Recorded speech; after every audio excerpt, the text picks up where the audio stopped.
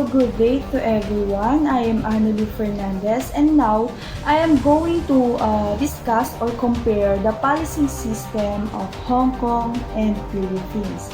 So let's start with the government system in Hong Kong. The government in Hong Kong, they call it HKSAR or the Hong Kong Special Administrative Region. It was formed on July 1, 1997, 23 years ago. So meron silang tinatawag na Hong Kong Basic Law or their legal system. So tinatawag ang Hong Kong na one country, two system because under sila sa British jurisdiction and ang nag-enact ng kanilang Hong Kong Basic Law is the People's Republic of China.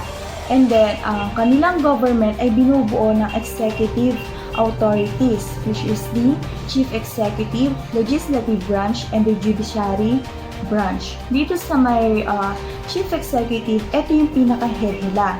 Ito yung nag-execute at nag-formulate ng mga rules through the help of Chief Council or Executive Council. Dito naman sa Legislative Branch, ito naman yung gumagawa ng mga batas sa Hong Kong. And then sa Judiciary Branch, they are responsible for administrating a person committing a crime. When it comes to criminal justice system in Hong Kong, binubuo siya ng tatlong pillars o tatlong haligi. Ito yung police departments, courts, and the corrections. Dito sa police departments, ito yung mga Hong Kong Police Force, yung mga officers. Sila yung mga humupuli sa mga kriminal na nagkukumit ng crime. Sila din yung mga nakakalap ng mga informasyon at evidence para mapatunayan na ang isang individual ay nag-commit ng isang crime.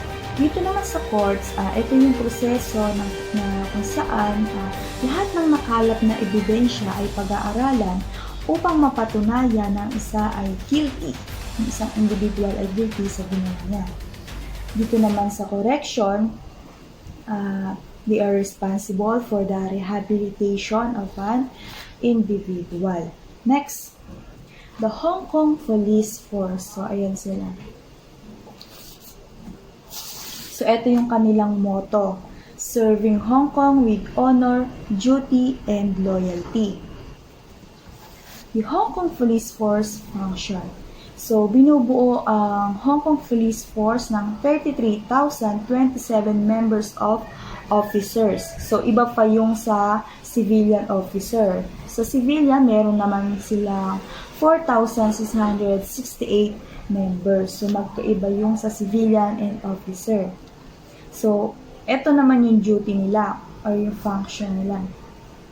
Ensuring a safe and stable society by upholding the rule of law and maintaining law and order and preventing and detecting crime and preventing injury to life and property. So, yun yung trabaho nila as a Hong Kong Police Force. So, sa Hong Kong Police Force structure naman, ang head nila is the Commissioner of Police. Sa Hong Kong, meron silang tatlong Deputy Commissioner. Ito yung Deputy Commissioner Operation, Deputy Commissioner of National Security, and Deputy Commissioner of Management. So, dito muna tayo sa Deputy Commissioner Operation. So, dito meron silang tatlong departments. Sa number 1, Operation. 2 is the Crime and Security. 3 is the Personnel and Training. Sa may Operation, merong 2 wing, tapos 6 regions. Unahin muna natin sa may Operation Wing. Dito, responsible sila sa mga anti-illegal immigration, internal security, tapos sa mga bomb disposal operation. Dito naman sa may support wing, sila naman yung mga nag-i-implement tsaka nag-execute ng mga rules para sa operation wing. Doon yung trabaho nila. Parang magkakonekta sila.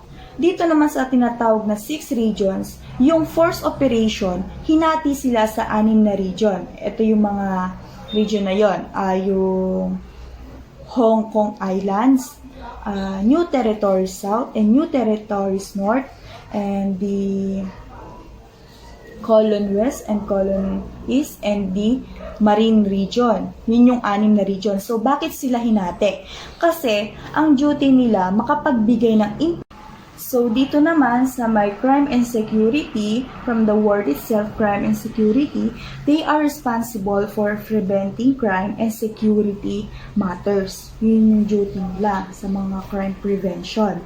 Dito naman sa number 3, the personal and training, papasok dito yung mga recruitment, mga promotions, yung mga ganon, tungkol sa mga condition of their services. Next, management, meron silang 4 na departments.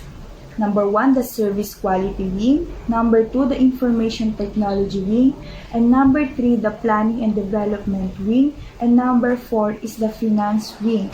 Dito sa service quality wing, tinatawag itong service quality wing, spearheading initiative to improve services provided to both the public and members of force. So, ibig sabihin, sila yung gumagawa ng mga way and ideas kung paano mas mag-i-improve pa yung quality ng duty or yung ginagawa ng mga police.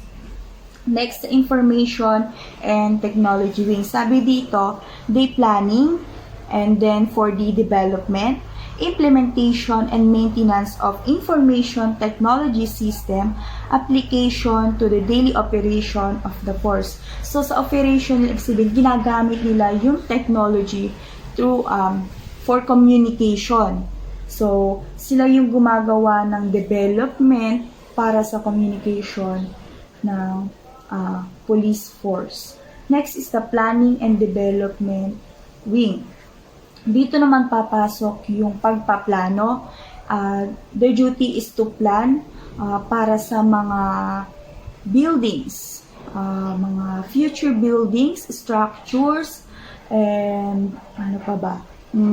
facilities. Yun. Doon papasok yun. Sila yung mga nagpa-plan para sa mga pangangailangan ng mga Hong Kong Police Force. Dito naman sa finance wing, sa pera. Paano mag-manage ng pera para mas mapabuti kung saan mapupunta yung pera para sa mga pangangailangan ng Hong Kong Police Force. So, sila yung nagmamanage. Next, the Deputy Commissioner of National Security. So, meron lang silang isang department, the National Security Department. So, sabi dito, they are responsible for national security, which deals with acts of sedition, terrorism, collusion by foreign government. So, ano ba yung sedition? Ito yung tinatawag na speaking out against government in negative manner. Next, the terrorism. Alam natin yun, yung mga nagre-rebelde. And next, the collusion with foreign. Ito yung secret agreement or cooperation with another foreign country. So, kaya nila ginagawa yon for illegal or deceitful purposes. So, yun yung duty ng national security for that kind of crime. Next, ito naman yung mga qualification and requirements kung para sa mga magpupulis or Hong Kong Police. Ito yung number 1. For academic requirements, should be a bachelor degree from a Hong Kong university. For language proficiency requirements, be able to read and write Chinese and speak fluently a Cantonese. For physical requirements, for male, kailangan maging 163 cm tall with weight of 50 kilograms. For female naman, must be 152 cm and weight of 42 kilograms. Also, must have a good eyesight. For essential attributes naman, should be mature personality, good physical fitness, confidence, and effective communication ability. must be a permanent resident of Hong Kong and live for at least 7 years in Hong Kong. Ito naman yung mga trainings na kailangan ipasa. Meron silang 4 na iba't ibang klase ng trainings. Una muna is the tactics and weapon trainings. Dito, tinuturo kung paano paghawak ng tama sa mga baril at iba't ibang klase ng weapon para pag ando na sila sa duty nila as a police, alam nila kung paano yung gagawin. Sa physical fitness training naman, papasok dito yung mga squat thrust, pumping, push-up, yon, papasok yon. Bakit ba sinasagawa ang physical fitness training? Siyempre, para mag-fit yung body condition nila pag nasa duty na sila as a police. So, kailangan physically fit ka. Dito naman sa practical exercise, dito naman yung mga incident trainings. Para pag naging pulis na sila, kunyari may accident sa may isang lugar, alam nila yung gagawin nila. So, dito naman sa fire range, yung sa pag-asinta, yung sa mga baril with different range. So, kailangan nila to para pag on duty na sila, alam nila yung tamang paggamit ng baril in different range. Next, ito naman yung sa ranks of police force in Hong Kong. From highest to lowest. Meron silang 15 ranks. Una muna yung sa Commissioner of Police, Deputy Commissioner of Police, Senior Assistant Commissioner of Police, Assistant Commissioner of Police, Chief Superintendent of Police, Senior Superintendent of Police, Superintendent of Police, Chief Inspector, Senior Inspector of Police, Inspector of Police, Probation Inspector of Police, Station Sergeant, Sergeant, Senior Constable, and Constable. Yun yung rank sa Hong Kong ng Police Force. Dito na tayo sa may unique tactics in preventing protest. So, sa may Hong Kong kasi, usong-uso yung mga protest, riot. So, ito yung napili kong unique kasi kakaiba talaga. Kasi dito sa Pilipinas, pag may mga protest, hinahayaan lang natin. Not actually na hinahayaan lang. Pero sa kanila kasi, meron silang, yung police force, gumawa ng kakaibang tactics para mag-prevent yung protest. Ito yun. Yung three-line formation. So, yung Hong Kong Police Force, nagpo-form sila ng three-line. Yung sa unang line, sila yung may hawak ng shield, tsaka yung pambambo. Sa may pangalawang line naman, sila yung may hawak ng mga pepper spray, tear gas, tsaka yung mga kailangan pagka may protest na, mga weapon. Sa may pangatlo naman, sila naman yung may hawak ng mga flags. Dito napapasok yung color code system. Ito yan, yung blue, red, black, and orange. So, pag winagayway na nila yung blue na flag, ibig sabihin nun, the procession is done. So, kailangan umalis na yung mga tao. Kung hindi, gagamit na ng dahas yung mga police force. So, dahil matatapang nga yung mga taga Hong Kong, dahil naniniwala sila na yung batas na yon ay makakaapekto sa kanila, pinaglalaban talaga nila. So, pagka winagayway na yung red flag, ibig sabihin nun, umalis na sila at gagamit na ng dahas. So, pag hindi talaga sila umalis, i-sprayan na sila ng pepper spray.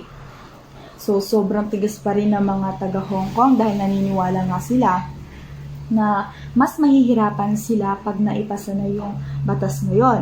So, dito naman sa black na flag, ibig sabihin dito, umalis na sila, kung hindi, gagamit na sila ng tear gas. So, pag hindi pa rin sila umalis, doon na mangyayari yung pagbomba ng tear gas. So, pagka naman orange na, sabihin, syempre, tear gas na yun, nakakamatay na yun, mawawala na yung mga tao. Dito naman na yung pagsasagawa ng pag-aaresto sa mga taong mahuhuli nila, yung mga nagtatakbuhan na, yung mahuhuli nila, yun yung aaresto nila. Next, dito na tayo sa comparison ng policing system sa Hong Kong and Philippines. Kung sa Hong Kong, Ang tawag nila sa mga pulis nila ay Hong Kong Police Force, sa atin, Philippine National Police. Ito yung motto nila. Sa Hong Kong, we serve with honor, duty, and loyalty. Sa may Philippines naman, to serve and protect. Mas maiksi pero parehas lang din sila ng trabaho. Ito naman yung duty nila.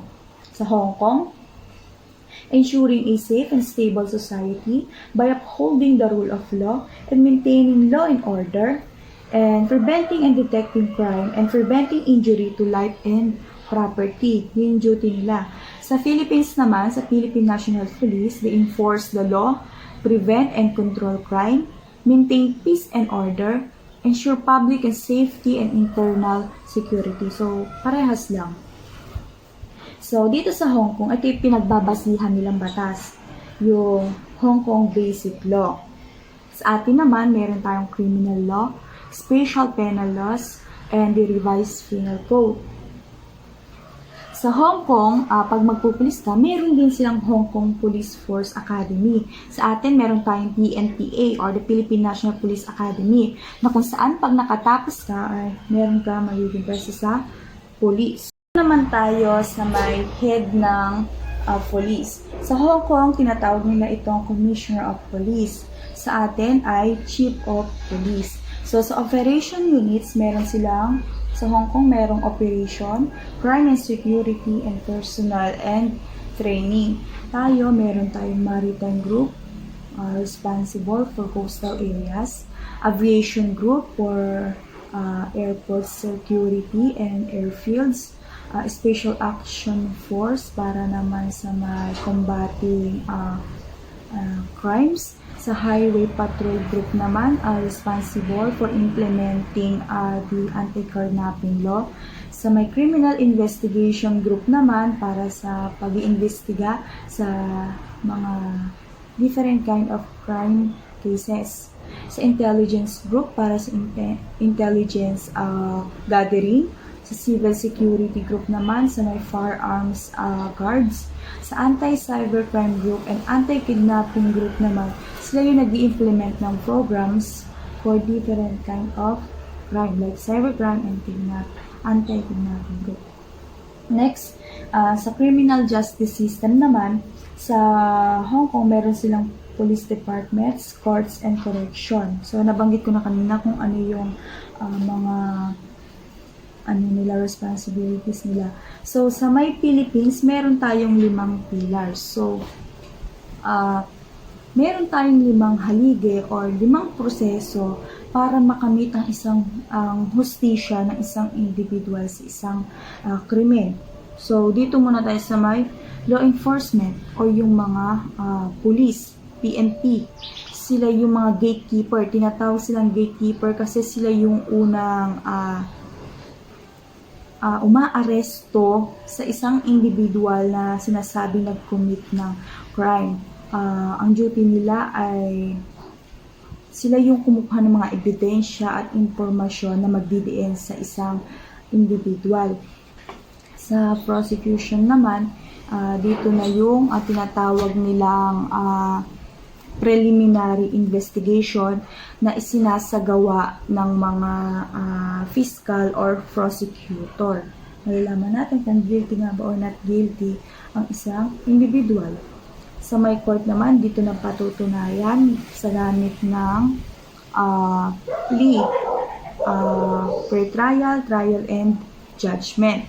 So, sa plea, ito yung proseso na tinatanong kung guilty or not guilty ang isang individual. Sa may pre-trial naman, ito na yung pagpapasahan ng mga dokumento base sa napag-usapan sa plea. Correction, dito na yung responsible for the rehabilitation of an individual. So, based on my research, 4 lang daw sana ang pillars ng Pilipinas.